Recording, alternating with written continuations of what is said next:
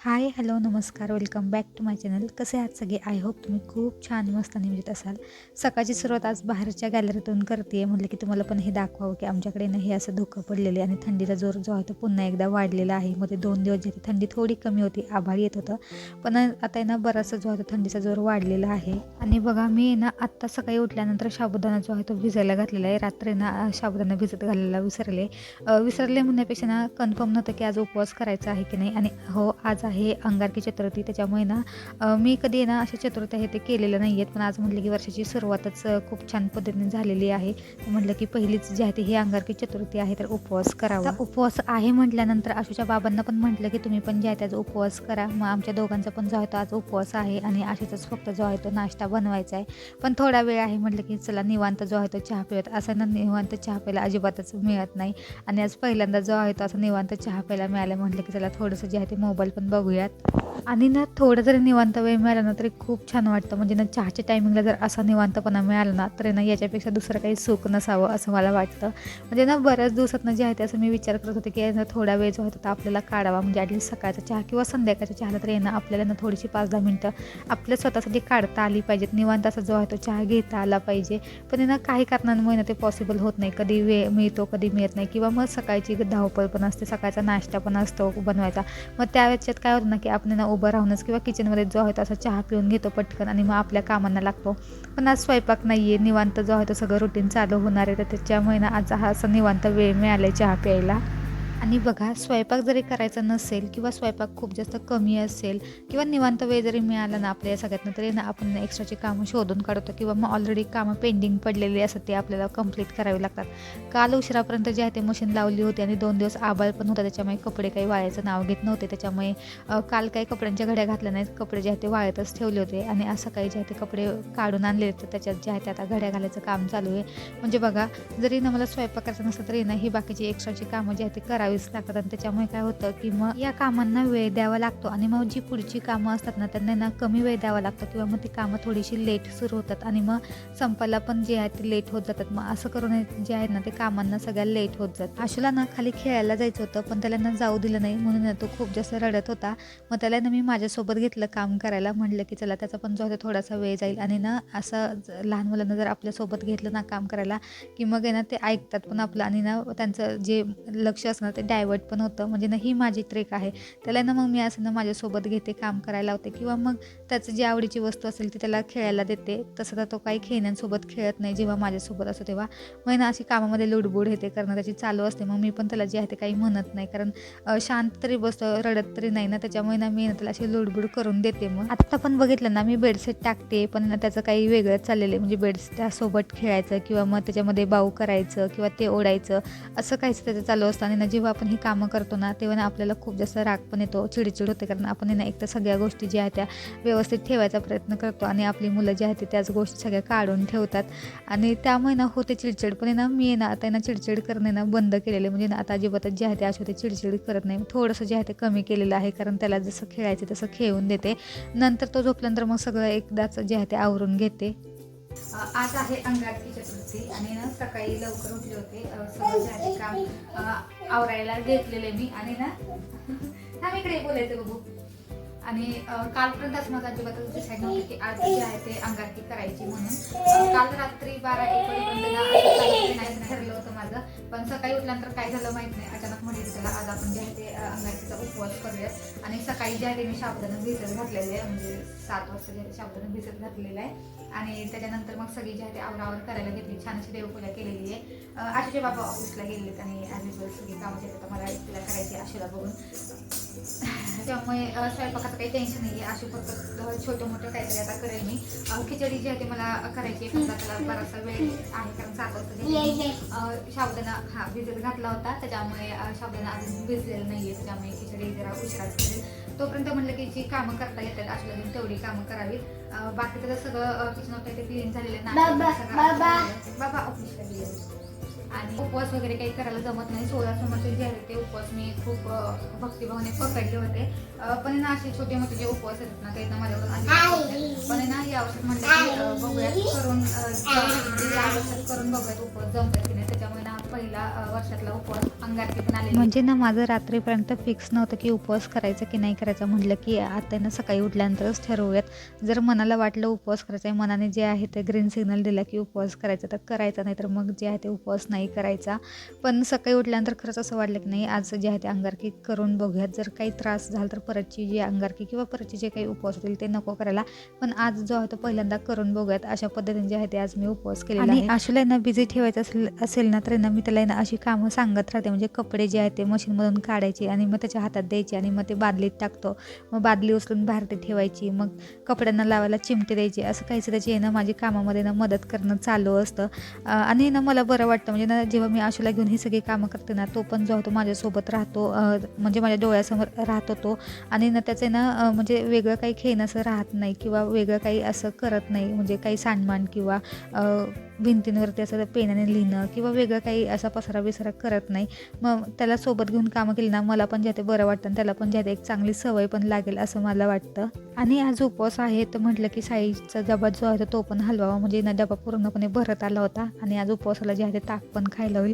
त्याच्यामुळे ना लोणी हलवलेले आणि ना आशूला ना अजिबातच दम निघत नव्हता. म्हणजे ना जसं मी साईचा डबा बाहेर ते काढला ना तसं त्याचं चाललं होतं की मला जे आहे ते दे म्हणून. म्हणजे ना बराच वेळ जो होता तो रडून झालेले त्याचं ते काही मी दाखवलं नाही तुम्हाला. आता तो ना निवांत लोणी खातोय. पण ना याच्या आधी बराचसा जो आहे तो कालवा झालेला आहे. रडारड झालेली आहे या लोणीसाठी आणि ना बरंचसं जे आहे त्याने लोणी खाऊन पण घेतलेले. त्याला ना मी चपातीसोबत देणार होते पण त्याला जे आहे ते कोरडं खूप जास्त आवडतं. मग म्हटलं की चला त्याला जे आहे ते खायला देऊयात. आता तो शांत झालेला आहे आणि ना त्याच्यासाठी ना मस्तपैकी म्हटलं की चिला करावा.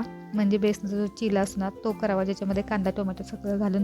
आणि त्याच्यासोबतच जे आहे ते मला त्याला लोणी खायला द्यायचं होतं पण त्याने ऑलरेडी लोणी भरपूर खाल्लेलं आहे. त्याच्यामुळे आता त्याला ना लोणी काही देणार नाही आहे. मस्तपैकी जे आहे ते असंच गरमागरम चिला त्याला चालेल. आणि ना आम्हाला पण जे आहे ते आता खिचडी पण परतून ठेवायची. आशूचे बाबा जे ते आता ऑफिसवरून येतच असतील.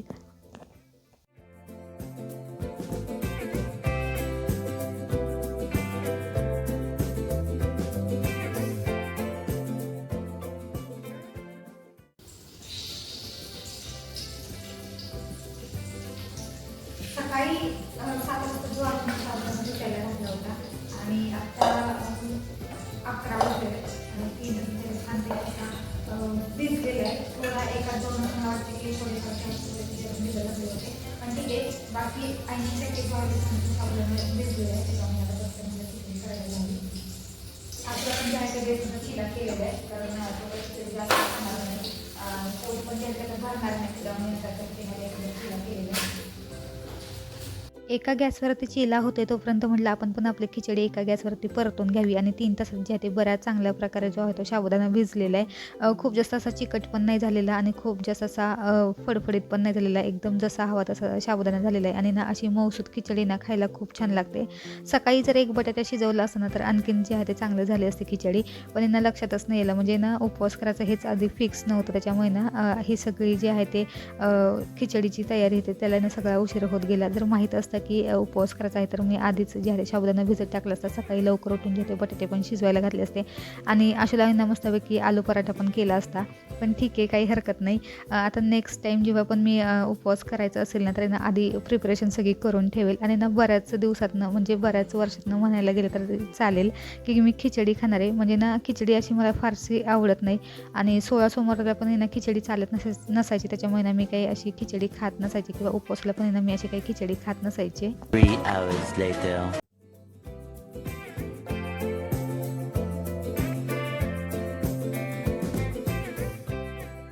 दिवसभर त्यांना अजिबातच वेगळं असं काही काम केले नाहीत किंवा शूट पण केलं नाही. म्हणजे मी ना कधीतरी एका व्हिडिओमध्ये तुम्हाला सांगितलं असेल की मी उपवासाच्या दिवशी ना अजिबातच जास्तीची कामं काढत नाहीत कारण तेवढी जास्त एनर्जीच नसते माझ्यामध्ये अशी कामं करायची. आणि ना जेवढी पण एनर्जी असते ती ना अशी मला सेव्ह करून ठेवावीशी वाटते कारण रात्रीचा पण जो आहे तो स्वयंपाक जास्तीचा करावा लागतो. कारण दिवसभर आपण काही खात नाही. मग संध्याकाळी ना असं स्पेशल काहीतरी बनवायची इच्छा होते आपल्याला. त्याच्यासाठी जे ते मी ना अशी एनर्जी सेव्ह करून ठेवते. त्याच्यामुळे जास्तीची काही कामं काढत नाही. आणि ना आज मस्तपैकी म्हटलं की अंगारकी पण आहे आणि मोदक करायचे. तर तसे ना मी तांदळाचे मोदक बनवणार होते पण ना एवढा स्वयंपाक करायचा आणि त्यात तांदळाचे पण मोदक करायचे आणि त्याला ना खूप जास्त वेळ पण लागतो. तर त्यामुळे ना मी ते तांदळाचे मोदक आहे ते कॅन्सल केले आणि म्हटलं आपले साधे जे गव्हाचे कणकीचे जे मोदक असतात ना ते करावे. म्हणजे जे वाफवलेले असतात ना ते मोदक करावे. आणि ना स्वयंपाकाला पण मी ना लवकर लागलेली. आता म्हटलं की पहिल्यांदा चहा ठेवावा. सकाळी ना आमच्या बाबांनी नारळ फोडून दिला होता. त्याचं जे आहे ते मिक्सरमध्ये बारीक असं मिश्रण केलेले, म्हणजे जे खोबरं असं ते ना असं वाटून ठेवलेले आणि त्याच्यात ना असं गूळ घालून छान असं सारण केलेले. आणि आशू मागाशी ना ते दे मला करत होतं ना, ते हेच त्याला ना खोबरं खायचं होतं. त्याला ना अख्खे खोबऱ्याचे तुकडे दिले होते, पण त्याला ना ते खायचे नव्हते. मी जे हे बारीक केलेलं नारळ होतं ना मिक्सरमध्ये, तो आहे ना त्याचा तो जो चव आहे ना तो त्याला खायचा होता. आणि बघा, मी ना पुण्याच्या व्लॉगमध्ये म्हणाले होते की घरात जर कोणी मोठं असेल ना असं तर ना बराच फरक पडतो. म्हणजे ना पुण्याला ना अर्जुन होते, त्याच्यामुळे ना आशू ना त्यांच्यासोबत मस्तपैकी खेळत होता. पण ना इथे बघा त्याला खेळायला कोणीच नसतं. तर ना मी जेव्हा किचनमध्येच ना तर त्याची ना अशी मध्ये ना खेळायचं चालू असतं किंवा मध्ये अशी लुडबुड करायचं चालू असतं. आता तो पिठाचा डबा होता, त्याच्यावर ते ना मस्तपैकी त्याचं ना असं फिरायचं चालू होतं, किंवा मग माझ्याजवळ येऊन असं उभा राहतो, किंवा मग आहे ना तिथं मिक्सरच्या इथे येऊन ना हात लावत बसतो. असं काहीच ना त्याचं चालू असतं. म्हणजे ना माझा जोपर्यंत स्वयंपाक होत नाही ना तोपर्यंत ना तो पूर्णपणे किचनमध्येच असतो, वेगळं असं काही खेळतच नाही. बरं, हे सगळं कशासाठी माहिती आहे का तुम्हाला? त्याला ना जे आहे ते बाहेरती जायचं असतं. म्हणजे ना त्याचा 5 किंवा 5:30चा टाईम असतो बाहेरती जायचा. तर ना तो तोपर्यंत येऊन माझ्याजवळ थांबतो. म्हणजे मी त्याला सांगून ठेवते की आपल्याला बाहेरती जायचे, पण जोपर्यंत माझा स्वयंपाक होत नाही आहे ना तोपर्यंत अजिबात जायचं नाही. मग ना तो ना इथेच येऊन थांबतो. म्हणजे ना वेगळं असं त्याला काही जरी खेळायला दिलं ना बाहेरती हॉलमध्ये तरी तो अजिबात खेळत बसत नाही. तो ना किचनमध्येच येऊन जेव्हा होतं बराच वेळ माझ्याजवळ थांबेल पण. आणि जसा माझा स्वयंपाक झाला की लगेच जे आहे ते खूप फ्रेश होतो आणि परत म्हणतो की चला बाहेर जायचं खेळायला.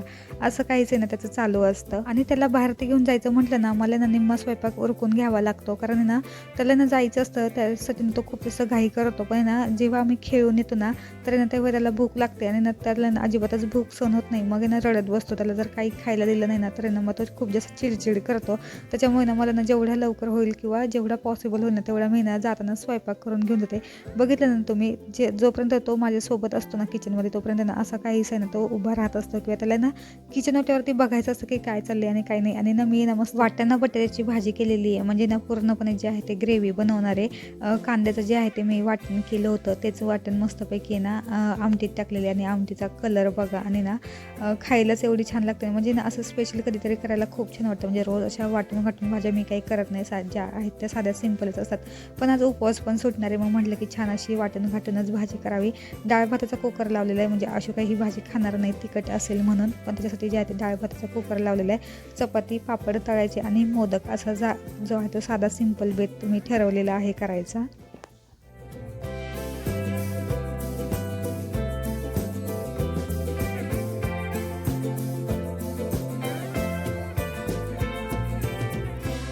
आता तुम्हाला कळलं असेल की मगाशी जे आहे ते केस मी वर बांधलेले होते आणि आता केस जे आहे ते खाली सोडलेले आहेत. म्हणजे ना आम्ही बाहेरून खेळून आलेलो आहोत. म्हणजे ना 5:15 ते 5:30च्या दरम्यान जे आहे ते मी बाहेर ते गेले होते आणि आता 6:15 6:30 वाजलेले आहेत.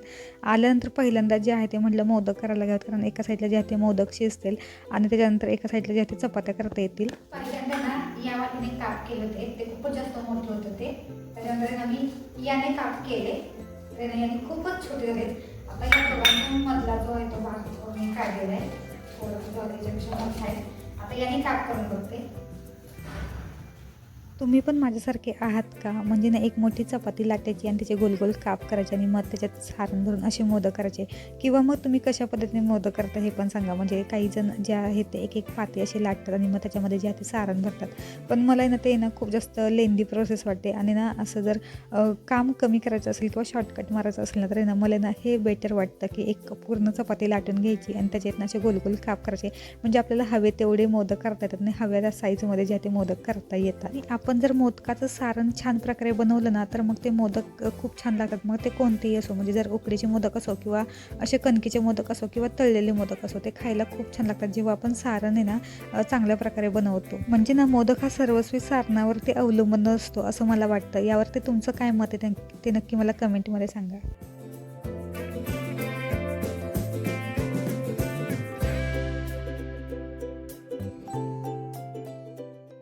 केलेले सगळे मोदक जे आहेत ते आता उकडायला ठेवलेले आणि दुसऱ्या गॅसवरती म्हटलं चपाती करून घ्यावी. जर आपल्या कामाचं प्लॅनिंग व्यवस्थित असेल ना तरी ना स्वयंपाक जो आहे तो 1-1.5 तासात कंप्लीट होतो. मला पण जास्त असा वेळ लागत नाही स्वयंपाक करायला. पण ना माझं मध्येच काय होतं की आशूला पण जे आहे ते बघावं लागतं किंवा तो किचनमध्ये असतो, त्याची जी आहे ते लुडबुड चालू असते, त्याच्यामुळे ना मला वेळ लागतो. पण जर ना तुम्ही अशा प्रकारे प्लॅनिंग केलं ना किंवा आधी जी पूर्वतयारी केली ना स्वयंपाकाची तर ना अजिबातच जो आहे तो वेळ लागत नाही. मस्तपैकी ना आता मला ना हा उपवास सोडायला स्वयंपाक रेडी आहे. आता फक्त जे आहे ते पापडच दिवस तळायचे आहेत. पटकन पापड तळते आणि ना आशूला जे आहे ते पहिलं ताट करते. आणि मी जे पापड तळणार ना ते पोह्याचे पापड आहेत. मी ना एका ठिकाणी गेली होते एक्झिबिशनला, तिथे ना मला पोह्याचे पापड दिसले होते, तेच जे आता मी पापड आणलेले आहेत. आणि आशूचं बघा मी पापड तळायला घेतलं आहे, म्हटलं की त्याचं ना आता लगेचच जे आहे ते ताट तयार होईल, म्हणजे ना त्याला ना पापड खायला खूप जास्त आवडतो. आणि बघा ताट घेऊन आलाच आता. चला. आणि हो, तुम्ही चतुर्थीचा उपवास कधी सोडता, म्हणजे चंद्रोदय बघून सोडता की चंद्रोदय होण्याआधीच हा उपवास सोडता, ते नक्की मला कमेंट करून सांगा. आजचा हा व्हिडिओ जो आहे तो मी इथेच थांबवते. आय होप तुम्हाला हा व्हिडिओ आवडला असेल तर नक्की लाईक करा, शेअर करा, कमेंट्स करा. भेटूयात पुढच्या व्हिडिओमध्ये. तोपर्यंत बाय.